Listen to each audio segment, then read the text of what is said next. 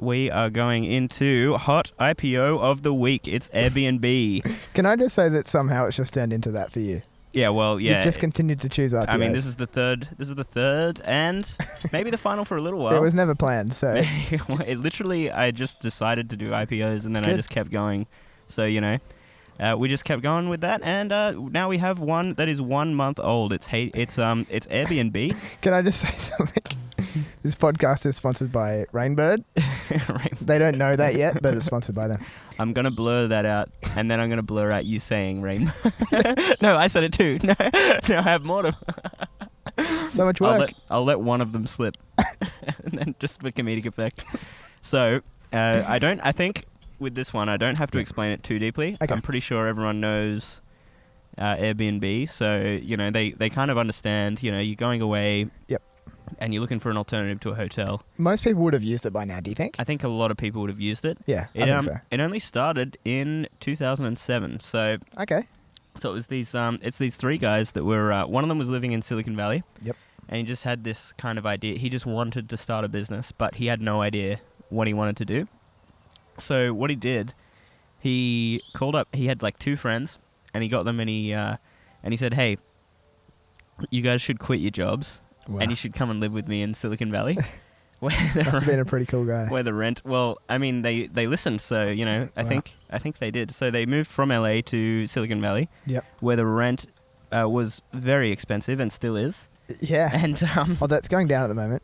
I think it's still... Everyone's moving away. True, everyone is moving away, but I think it's still one Everyone. Everyone's Elon moving. Musk. Everyone's moving. And Sam Parr. Sam Parr, yeah. Austin. Yeah, well, you know how it is. All the alternative places like Austin, they're pumping. Yeah. Joe Rogan's there now, and so is Sam Parr. It's the hub. Oh, sorry, it's the hub. No, let's keep going. So yeah, he was just like, hey, come and quit your jobs and move in. Yeah. And so they couldn't really afford it, and they just came, and like they were just like, oh, what are we gonna do? Like, we don't really understand what we're gonna do for a job. Yeah. And they had they were running out of money.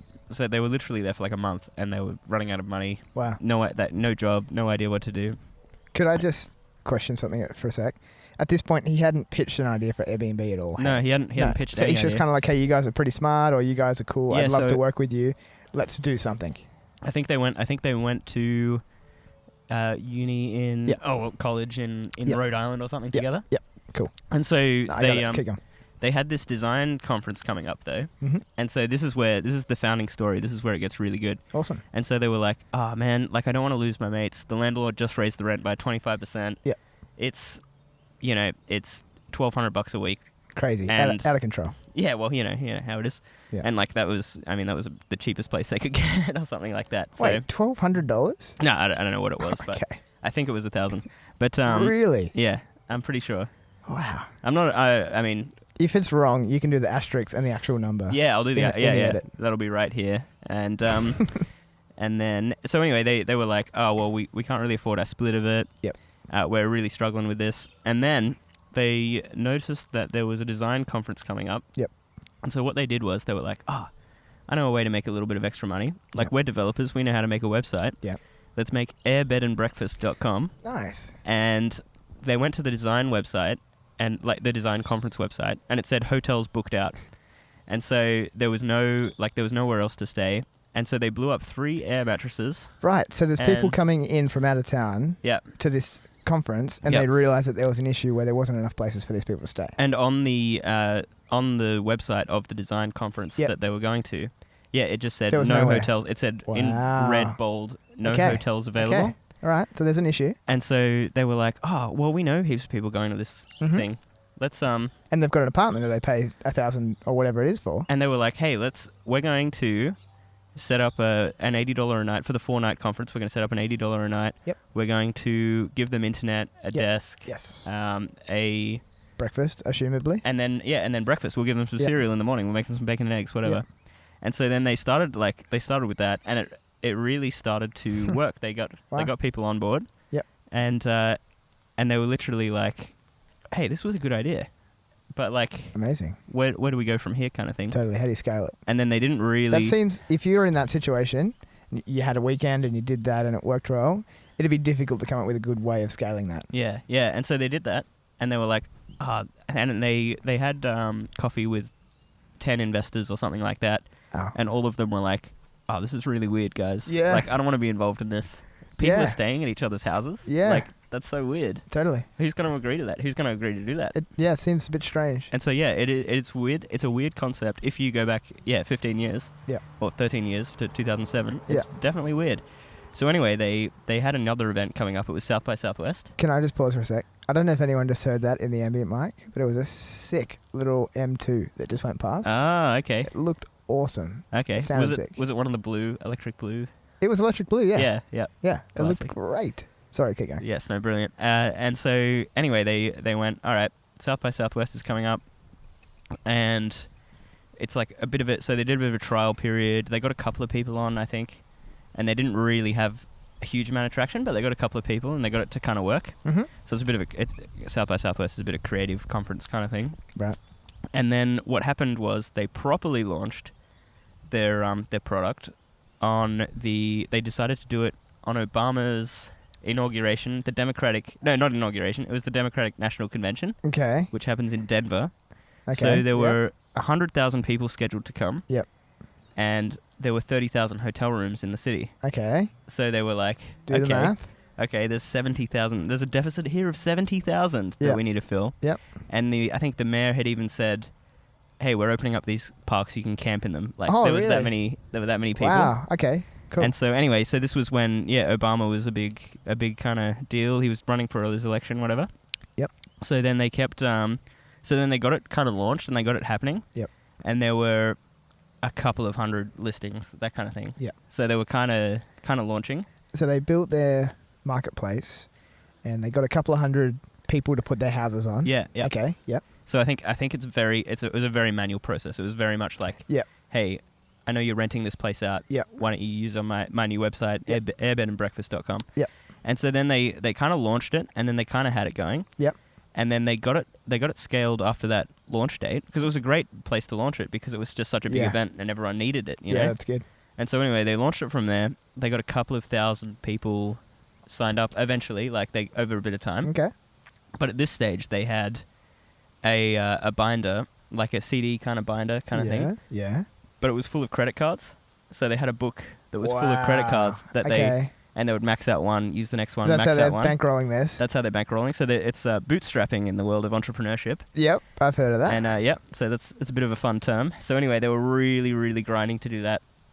And then what happened? Do you know where that term originates? Where does that originate? It's you hold the straps of your boots and you try and lift yourself off the ground. Ah, okay. Yeah. That's the concept. Well, it makes sense in this because it's good. That's what it is. They're really trying to struggle to to make it happen. So anyway, they end up they get very desperate for money, and they sell, and I think you know about this one already, but they get to a desperate point and they're like, yeah, but the people don't know. Well, yeah, the people don't know. That's the people don't know. This.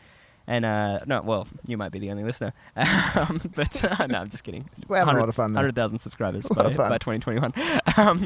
So by 2022, I mean, we are in 2021. Anyway, so Obama Rose and Captain McCain's. That's what I'm going to say, and then I'm going to explain what that means. Okay. So they were like at the kitchen bench. They were like, oh man, like we've got bed and breakfast. Yep. Like what goes with a B&B? Yep.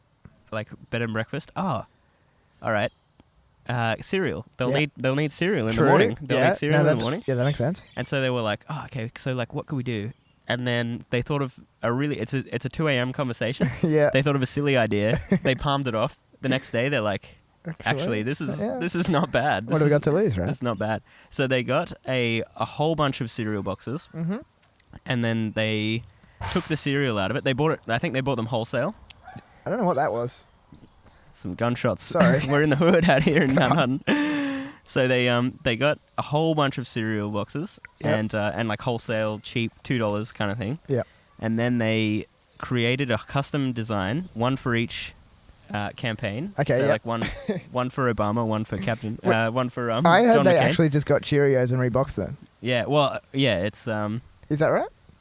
It was. I don't know if it was Cheerios specifically. They got like a different shape for each. Okay. Yeah. So I'm not 100% sure. That might be right. Okay. But anyway, so they sent 100 of the boxes to different media companies. Oh, and smart. so they went and they Yeah, and they sent them all out to 100 different places. Yeah. Then they numbered each box 1 to 500. Oh. And sold a limited edition. Scarcity. Yeah, a limited edition Obama Rose and Captain McCain's. Wow. And they made $20,000 off those. They sold them for $40 a box. Wow. And I wonder if any exist today. Yeah, well, that'd be cool. I think that they would bid up because I think that they resell. They resell. I can imagine even higher. So they went on eBay for $100, whatever. Even now, particularly around the IPO, I wonder if anyone had a box at home and sort of like the OG design. Tried to sell it off. Yeah. Interesting. And so anyway, and then here's where Y Combinator comes in again. Right. And we've talked about them before. But have all of your companies been through Y Combinator? I think so. I know Palantir did. Okay. I don't know Snowflake for sure. Okay. But I'll have to fact check that one. Okay. But you just destroy me in the comments below. So in the Apple Podcast comments. I had the Apple Podcast comments. Yeah. Leave me a 5-star review and then write a mean comment. I think you've time's running out. My time's running out. All right, I better hurry. All right. So anyway, I'm up to 0.1 of 6. So that's the hustle. That's the kind of hustle that got them into Y Combinator. Yep. So that's where they were impressed. Okay. So talking recent events. Yep. We've got a risky stock. Yep. At the moment because it's a travel kind of stock. Yep. That's what you're saying. So bookings in Europe in the second week of March in 2020. Yeah. Were down 80%. Wow. Okay. And from the year before. Yeah, from the year before. Yeah. And they managed a profit in quarter 3 in 2020. Yeah. So that's impressive. It wasn't a profitable company overall because they struggled in the holistic profit of it because they were really struggling for the first. Okay, but you're saying for that quarter. For that specific quarter, they made a profit. They made a net profit, which is impressive. That is impressive. And so they were really doing well. Yeah. They were valued at $31 billion in 2017. Yeah. They were valued at $18 billion in April 2020. Oh wow! And they were valued at $40 billion on their IPO date. Wow. On the 10th of December, but after the IPO. But that's before. That's their actual IPO price. Yes. But the day finished, so that they're $40 billion. Yep. At the beginning, like pre-market, 10th of December. Yeah. $86.5 billion at the end of the day. I believe it. They left so much on the table. So 112% growth. Crazy. On their first day of business. That's on their first day trading. Yeah. And they're currently at 151, so they've grown even a little further, but they're $151 a share. So they started at 68. Do you own any? I don't own any. No, do I. I'm still looking into it, but they're valued higher than the hotels Marriott and Hilton. I have heard that. Yeah. And they're valued higher than travel sites Booking and Expedia. Wow. And they're valued higher than Delta Airlines as well. So wow. All of those companies, it's a better company apparently. Okay, so pre-IPO in 2020, they were really working on, before 2020, they were working on 2 key expansion areas. Yep. They were working on creating some transportation services that go with their, they were just working on it in the back end. Okay. They didn't release anything, I think. Like Uber? Not like Uber. I'm talking about helping them book flights, helping them links to flights, and links to trains, and no, that makes total sense. And this is a good taxi company that operates out of here, that kind of stuff. Okay. And so that could be a really good integrated area. So they were putting a fair few million into that. I can imagine, yeah. And then they were putting in money into media as well. So they were trying to do a bit more media stuff. Okay. And trying to kind of branch out in those 2 ways. Okay. So the reason that they're profitable is because they cut both of those completely out. Yeah, right. Cut both of those out, and they cut a quarter of their staff. Really? And the founders didn't take a salary. Wow. Another way that they were able to turn it around, because that's just cost cutting. Yep. How it's like, how are they going to make a profit now? Yeah. They actually have to have revenue, right? Mm-hmm. And so they focused, instead of flights and marketing flights to people and marketing Greece and marketing New York and all that kind of stuff to different people, they decided to market localized travel to people. So they decided to market, hey, what's the next town across in California? Yeah. Let's send people ads for the next town across. Yeah. And so interesting. They got it really localized so that people could drive. People could still drive around America. Yep. They just couldn't fly they couldn't fly to other countries, I guess. No, that's right. So the next section I want to talk about is their really cool marketing. So they've got really, really well done marketing stuff. Okay. So they've got... Could I just ask, what's the title of this section on your document? The title of this section, which you weren't supposed to see, is Cool Marketing. That's why I said cool marketing. I'm gonna turn this way. You can't see this anymore. My screen is turned and I'm ready to continue. Okay. So they really have got some good stuff. Okay. They've got some really good ads. Yep. So they've got, first of all, their app, I would like to say, is very clean, and so is their website. Yep. They got a really clean app. They got really well done user interface, user experience. Yep. And they've got a bunch of really nice campaigns that they've run. Okay. So my favorite one. Yeah. My favorite one is on the Salt Flats. There's a house out in the Salt Flats or whatever. Yeah. And the house comes with 2 Audi R8s. And really? Yeah. And so it was an ad between Audi but it's like an actual listing. So they have to make it an actual listing for the ad. So 2 Audi R8s. Okay. And the Salt Flats. And the whole premise of the ad is that the guy is like, oh, we're out of coffee. And he grabs the keys. He gets into the... Is that an accent? It was not an accent. That's my actual American voice because I'm American.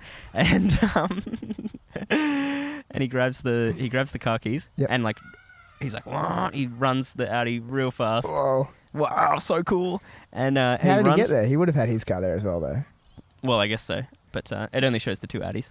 Okay. He probably took a taxi to the middle of the Salt Flat. Yeah. And so anyway, he's like pumping it through, and and then he ends up at the coffee shop, and the guy that sells the coffee grounds has just got a random little corner store in the middle of the Salt Flat. Yep. And so he's like, "Hey George, I need some coffee." He knew his name. And then so he'd been staying there for a while. He's been staying there for a while apparently. Okay. And then he's like, I forgot my wallet. Another Audi pulls up, and then she's like, and the wife has her own Audi. Oh yeah. And she's like, hands the wallet through the window. Jeez. And then she's like, I'll see you at home. And then she like turns around and just hooks it back. That's a good campaign. It's a very good campaign. It's good. Next campaign. Yep. Will Smith renting out the original Fresh Prince mansion. So really on Airbnb. So he doesn't own it or anything, but they did it. I think Airbnb bought it as a marketing stunt or something. Oh wow. Or I don't know exactly. Well, they had access to it. They had access to it. Yeah. So he ran it, and they ran it as a vlog from Will Smith's channel, and so that got 7 million views on YouTube. Wow. So that's a pretty good... I wonder what his compensation looks like for that. Yeah, true. But they're renting it out at $30 a night. So, and it sounds crazy, but renting what out? The Fresh Prince mansion. So I think it's like a little bit of a joke, a little bit of a marketing expense. Okay. Right. Just to say, hey, let's book this out for the rest of time. Yeah. Yeah. Okay, good. So, great. It is interesting. It's good pretty campaign. cool. It's pretty cool, and it definitely would have. And it's only a one night stay or whatever. So I guess it's just part of Airbnb's. Yep. I guess people that rent out the Fresh Prince mansion are going to use Airbnb more. Yep. Yeah. So anyway. Well, they're going to tell their friends. Yeah, they're definitely going to tell their friends. Post it on and they're going to Instagram and stuff. It's going to be free marketing forever. That's good. And the final campaign that I really like. Yeah. Is they had a floating house on the Thames in London on the main river. Yeah. And they towed it. It's like a barge, but it looks like it's all made to look like a house. Oh, really? And so, yeah. Oh, wow. It's very cool. And so there's a lot more. There's actually more campaigns than that, but those weren't top 3. That's good. Those are the best picks. I haven't seen this. Okay. Yeah, so that was very interesting. Clearly they don't... I'm not their targeted audience or something. No, I haven't seen any of them either. Well, I'd seen the Audi one. Okay. I saw the Audi one when it was new. Yeah. Because it was big on YouTube. Yeah. But apart from that, no, not really. Okay, good. All right, my final point about Airbnb is running it as a little startup. Yeah. This is an interesting model. So I was watching this guy that does it. He rents houses. Yeah. And then he lists them on Airbnb. Oh. And like not flips them, but like. Is that legal? Well, I was wondering about this, but apparently in the US you can do it. Okay, I'd believe it. So he sure rents about them here though. Well, yeah, I don't know. Okay, but continue. It's just subletting. Subletting has always been a thing. So I don't know. Anyway, so he rents them. Yeah. He set up an LLC, which is just a legal entity in the US, and then he built a business profile on Airbnb, which is he recommended like building the business profile as soon as you can. So then what I did was I ran through Domain in Newcastle, and I ran which through... Which is where we live here in Australia. Which is where we live, yes. And I ran through Domain, and then I ran through Airbnb for similar properties. Okay, and then kind of looked at both of them. Mm-hmm. So over here we have a modern 1-bedroom apartment for $450 to $550 a week for a 1-bedroom in the CBD. $450 to $550 a week on Domain. On Domain, and that's pretty much the most expensive that you can get for a 1-bedroom. It's a lot for 1-bedrooms. It's a lot, but that's like that was kind of the range. Sure it's nice. Probably got a view or something. That's kind of the range. So I mean, and I agree that you could probably go down to $350 for a 1-bedroom in the CBD. Yeah. But there just weren't any available at the moment. So yeah, I mean, rent's pretty hectic. Yeah, rent is hectic at the moment. Yep. And in the local market. So anyway, the cheapest Airbnb in Newey at the moment was $800 for that week, for a week-long period. Yeah. Mm-hmm. So I was comparing weeks to weeks, and that was like next week or whatever. Mm-hmm. But there were multiple listings for $1,200 for that whole week period for a 1-bedroom apartment. Yeah. So that was pretty crazy. You can double your money. So if you assume that you had a 50% occupancy rating, that kind of thing, you would still make $600 and you would pay $450. So you would still, if you had a 50%. Ah, I see. If you get the rental at $450 and then you rent it out at $600 or whatever it is, or your total return is $600 because it's half of $1,200 or whatever. Yep. Yeah. Okay. So there are definitively. How interesting. There are definitively places where you could. So, and that's assuming 50% occupancy, but there are places and where. And that's assuming you clean it yourself. Yeah. And manage it yourself. Yeah. That's good.